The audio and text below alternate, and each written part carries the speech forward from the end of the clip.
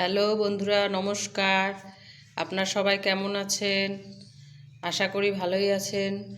তো আজকে আমি একটা ঘরোয়া রেসিপি নিয়ে চলে আসছি। সেটা হচ্ছে বাঁধাকপির চাপড় ঘন্ট। জানি না আপনারা এভাবে খেয়েছেন কি না। তো আজকে আমি বাঁধাকপির চাপড় ঘন্ট বানাবো।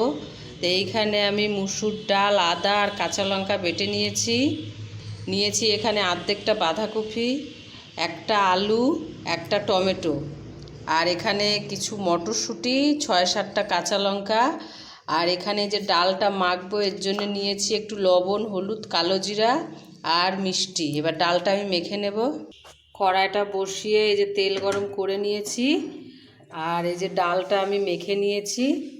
এইবার আমি এর মধ্যে চাপড়গুলা করে নেব।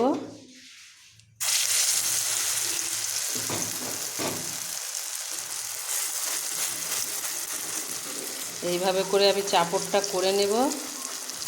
আঁচটা খুব বেশি থাকবে না, একটু কম আছে, বেশি আঁচ দিলে পুড়ে যাবে। এইবার আমি এটাকে উপুর করে নেব। এক পাশটা হয়ে গেছে, আর এক পাশটা উপুর করার সময় যদি ভেঙেও যায় তাতেও কোনো ব্যাপার নাই। এই যে এরকম করে চাপড়টা করে নেব, আঁচটা কম করে আর একটু ভাজবো।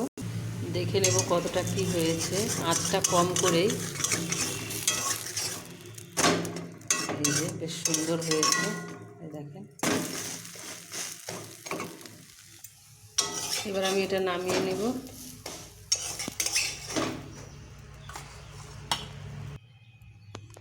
কড়াতে অল্প তেল ছিল, আমি আরেকটু তেল দেব গোটা তেজপাতা। তেল গরম হয়ে গেছে, দেব 5 ফোড়ন। এবার আলুগুলা দিয়ে ভেজে নেব।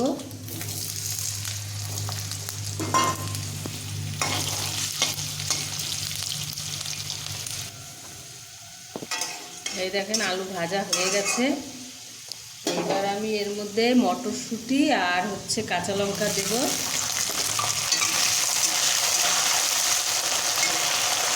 টমেটো কুচি, আর এখানে জিরার গুঁড়া, লঙ্কার গুঁড়া, ধনে গুঁড়া আমি জলে পেস্ট করে রেখেছিলাম, সেটা দিয়ে দিব।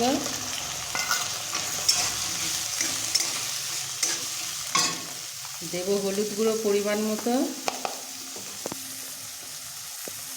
দেব লবণ স্বাদ মতো,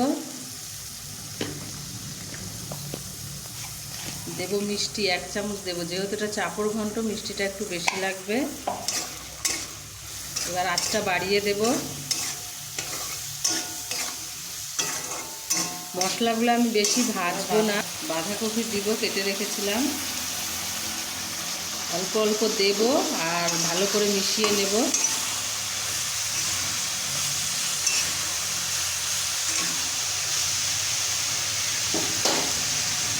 এই চাপড় ঘন্টটা খুব ভালো লাগবে খেতে, একটা নতুনত্ব রেসিপি। বাঁধাকপির ঘন্ট মাছের মাথা দিয়ে, তারপরে বাঁধাকপির বড়ার ঝোল খেয়েছেন, একবার এইভাবে এই চাপড় ঘন্ট বানিয়ে দেখবেন, খুব ভালো লাগবে খেতে। রুটি, পরোটা, ভাত সব কিছুর সাথে খেতে পারবেন। এবার আমি আঁচ কমিয়ে এটা ঢাকা দেব। দেখে নিব কতদূর কি হয়েছে।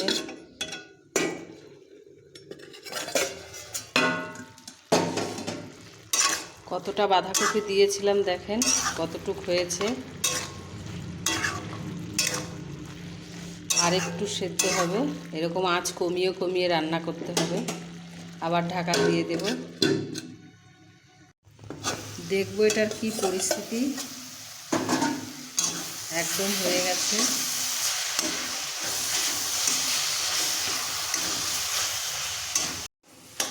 এই দেখেন আমার বাঁধাকপি হয়ে গেছে। এই যে চাপড়টা যে আমি করে রেখেছিলাম, এটা আমি এইভাবে টুকরো করে ভেঙে নেব।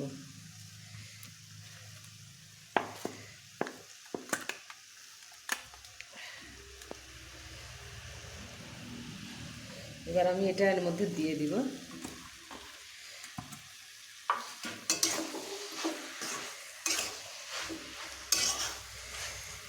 5-7 মিনিট একটু নাড়াচাড়া করে নেব, তারপরে নামিয়ে নেব। এবার উপর থেকে একটুখানি গরম মশলা আর ঘি ছড়িয়ে দেব। দিয়ে দিব হাফ চামচের মতো ঘি, দেব একটু গরম মশলা।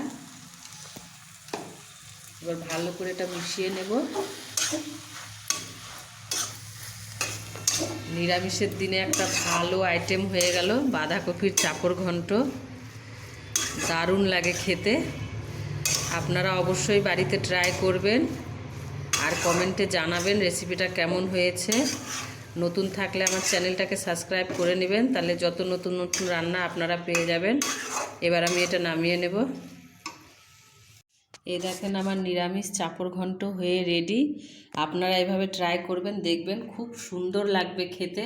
বাঁধাকপি তো অনেক রকম আইটেম খেয়েছেন নিরামিষ দিনে, একবার এটা ট্রাই করে দেখবেন, খুব ভালো লাগবে। আর রেসিপিটা ভালো লাগলে লাইক কমেন্ট শেয়ার অবশ্যই করবেন।